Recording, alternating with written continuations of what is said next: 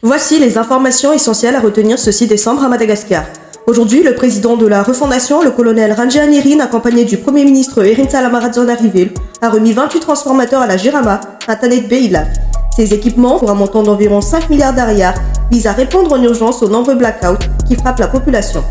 Le président a demandé à la Jirama d'accélérer les interventions, notamment à Yous, où un groupe électrogène a déjà été acquis, et d'activer rapidement les 2 stations hydroélectriques de Mourndav.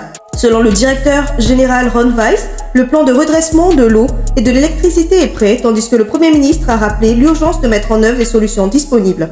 Ils ont souligné que ces matériels ne résoudront pas totalement les coupures, mais permettront de réduire les délestages, notamment grâce à la montée du niveau d'eau à un décalé et à l'achat de groupes électrogènes.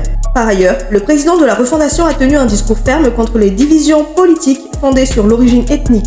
Il a rappelé que tous les habitants sont avant tout malagasy et a appelé à mettre fin aux insultes et dénigrements sur Facebook, rappelant qu'une loi encadre désormais ces comportements.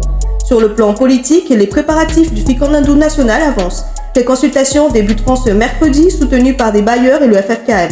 Le président Randrianirina a annoncé que les échanges commenceront directement dans les Fukutang pour recueillir les attentes de la population et garantir une réforme ancrée dans la réalité. De son côté, Siten Rajanasomiak a appelé à dépasser les discours inutiles pour se concentrer sur les crises majeures du pays: santé, éducation, insécurité, production, difficultés sociales et économiques. Le président de l'Assemblée nationale a confirmé sa participation totale au Fikondindu Pyrénées, tout en rappelant qu'il ne doit pas devenir un espace de confrontation, mais un moment d'unité nationale. Sur le plan diplomatique, lors d'une interview avec France 24, le colonel Randrianirina est revenu sur la situation post-11 octobre. Il insiste sur la nécessité de juger Ravalomanana et l'ex-président Andradjuel à Madagascar. Il reconnaît également que l'exfiltration de l'ancien chef d'État par la France a contribué à stabiliser le pays malgré l'indignation qu'elle a provoquée. Il annonce une concertation nationale le 10 décembre suivie d'un référendum et d'une présidentielle d'ici 2 ans et affirme ne pas envisager une candidature pour l'instant.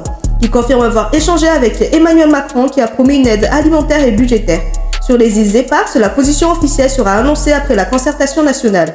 De son côté, le ministère de la Justice rappelle qu'il est strictement interdit d'exercer des pressions sur les magistrats sous peine de poursuite.